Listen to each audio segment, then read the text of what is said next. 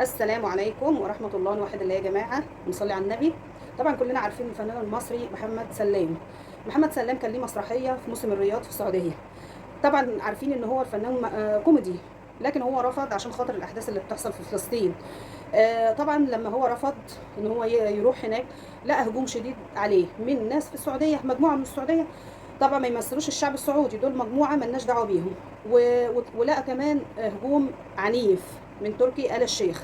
هنشوف مع بعض دلوقتي كلام الفنان محمد سلام، وهنشوف اذا كان هو كلامه غلط ولا صح، وهنشوف الرد عليه، وهنشوف الهجوم اللي هو حصل عليه. وطبعا المجموعه اللي هم من السعوديه دول ما يمثلوش الشعب السعودي، وكمان هم يعني وصفوا مصر والشعب المصري بالفاظ بذيئه، اتهموهم ان هم بلد دعاره وبلد الخمره وبلد. طبعا هوريكم كل حاجه دلوقتي. السلام عليكم ورحمة الله.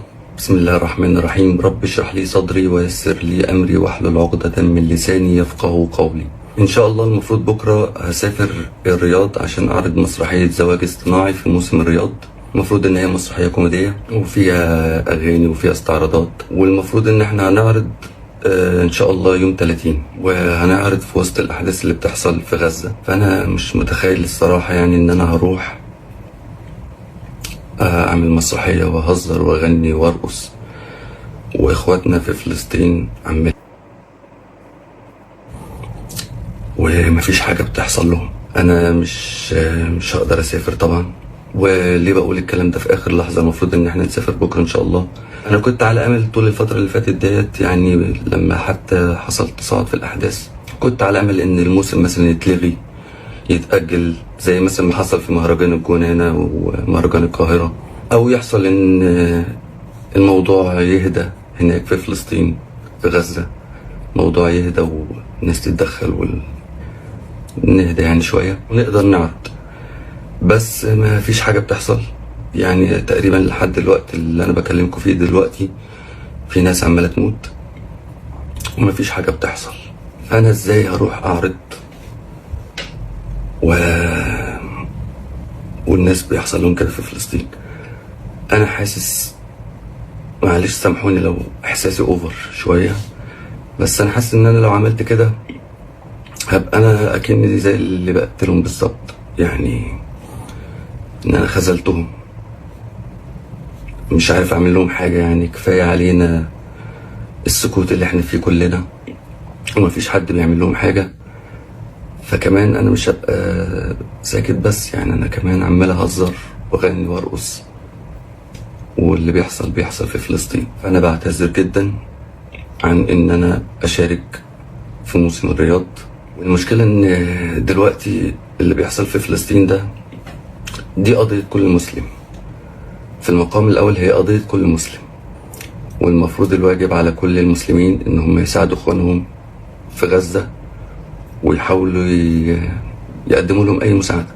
فانا دلوقتي ما فيش حاجة اقدر اعملها، زي ناس كتير جدا نفسنا نعمل حاجة ونساعد، بس للأسف مش قادرين نعمل لهم حاجة. فدلوقتي لما يعني ربنا يتوفانا ونتسأل كلنا، انت ساعدت اخوك المسلم في فلسطين عملت له ايه؟ اللي ما قدرش يعمل حاجة هيسكت طبعا. انا هرد هقول ايه؟ هقول ان في الوقت اللي كان فيه اخواتنا في فلسطين بيتضربوا وبيموتوا وبيتذبحوا، والاطفال والنساء والرجال، انا كنت بعمل مسرحية كوميدية بضحك الناس وارقص واغني. طبعا لا، مش هقدر اعمل كده. فانا كان عندي امل يعني ان المهرجان يتأجل او يتلغي، بس المهرجان ما زال قائم، ماليش علاقة، هو ما زال قائم ليه؟ مش بتاعتي، ماليش ان انا اتدخل فيها. فانا مش هقدر اكون جزء في اللي بيحصل، ومش هقدر اشارك في المهرجان ده. والمفروض ان احنا ما نكتفيش بالدعاء لاخواتنا في فلسطين. ما اعرفش ايه اللي يحصل، بس لازم نعمل حاجة تانية. احب اقول في الاخر بس: اللهم طهر قلبي من النفاق وطهر اعمالي من الرياء. الفيديو ده مش مقصود بيه اي حاجة خالص، غير ان انا فعلا في مشكلة. انا بقالي كتير جدا مش عارف اسافر ولا اعمل ايه. امبارح كنت قاعد مع اصدقاء ليا فنانين اصدقائي، ففي ناس قالت لي سافر، ده اكل عيشك. وفعلا انا التمثيل هو مصدر دخلي، يعني ده رزقي ورزق اولادي، واللي بصرف عليه من بيتي من التمثيل. طيب دلوقتي انا لو ما سافرتش هل هموت من الجوع؟ اكيد لا، بس الناس هي اللي بتموت هناك في غزة. دلوقتي برضو حاجة تانية.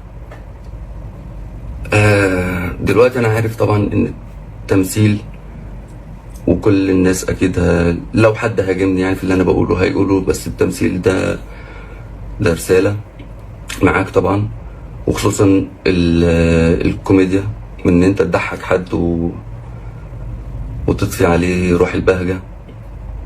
ويعني من ادخل البهجة على قلب مؤمن ليه اجر طبعا، والمفروض ان انت فكرة ان انت تدخل البهجة على قلب حد ده شيء يعني كويس جدا. بس السؤال، مين اللي احنا محتاجين ان احنا ندخل البهجة على قلبه دلوقتي؟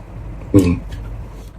زي ما احنا شفنا يا جماعة، الفنان متأثر جدا زيه زي اي مسلم، زي اي مسلم. المفروض ان هو في مكانه. انا مش عارفة ازاي ان هم هاجموه، وهاجموه ليه؟ مفيش في كلامه اي كلمة غلط. يعني انا مش عارفة، قولوا لي انتوا ايه، يعني انتوا فهمتوا ايه من رده؟ في رد غلط؟ في كلمة غلط؟ في اسلوبه يوحي بحاجة تانية؟ انا مش عارفة بصراحة. هوريكم دلوقتي يا جماعة الرد العنيف اللي جاي عليه. رد واحد من السعودية: من رفع هذا الهاشتاج هي شركة مصرية فنية يديرها وزير أسبق، هدفهم الأساسي اقتصادي لا أكثر، بتمجيد موقف محمد سلام حين خرج يقول إنه انسحب من موسم الرياض بذريعة فلسطين، بينما الحقيقة التي يتهرب منها هؤلاء الأوباش أنه ما زالت كبريات مصر تردح حتى الساعة، وما زال صالات قمارها تعج بالسكرجية ورفقاتهم، وما زال اللاعبون يركضون خلف الكرة. طبعا يا جماعة ده واحد من السعودية، مش بيمثل الشعب السعودي كله، واحنا بنحب الشعب السعودي. ده حد كمان منهم يا جماعة بيقول ولا بتقول: يسوقون الشرف على ظهر السعودية ويبنون لهم مواقف بطولية وهمية، وهذه الأماكن شغالة عندهم، وكان قبل 4 ساعات كل مصر حين هز يوز، لكن متاجرين بالقضية ما يعرفون إلا السعودية بس. أخ منكم يا منافقين. محمد سلام البطل. هنشوف دلوقتي هجوم تركي آل الشيخ على محمد سلام، لكن هو ما بيهاجمش بلسانه، وهو بعت له الإعلامي بتاعه عمرو أديب. بيقول ايه عمرو أديب: اليكم موقفي بشكل واضح ومباشر، احترم جدا مشاعر كل انسان حزين محطم مما يحدث الان، فنحن في كارثة انسانية، ولكن بشكل واضح لا احد يزايد على موقف السعودية، لا احد يزايد على جهود الامير محمد بن سلمان، لا احد يقلل منه. زي ما حضراتكم شفتوا يا جماعة، مفيش اي غلط من كلام الفنان محمد سلام، وزي ما انتوا شفتوا الهجوم عليه من اخواتنا في السعودية، وطبعا زي ما قلنا 1000 مرة مش بيمثلوا الشعب السعودي كله، واحنا بنحب الشعب السعودي جدا. والهجوم عليه من عمرو أديب بلسان طبعا تركي آل الشيخ. وشفتوا ان كل مسلم المفروض في مكان محمد سلام يعمل زيه كده او يعمل اكتر منه، واحنا بنشكر الفنان محمد سلام على موقفه بصراحة شهم جدا واخلاقي جدا. وربنا يا رب يرحم شهدائنا وشهداء غزة، وادعوا لهم يا جماعة، ادعوا لهم ربنا يرحمهم ويخلصهم من اللي هم فيه. دلوقتي هسيبكم على خير، ما تنسوش تشتركوا في القناة وتفعلوا الجرس على كلمة الكل عشان يوصل لكم كل جديد، وقولوا لي رأيكم ايه في التعليقات يا جماعة. واسيبكم دلوقتي على خير، استودعكم الله، والسلام عليكم ورحمة الله وبركاته.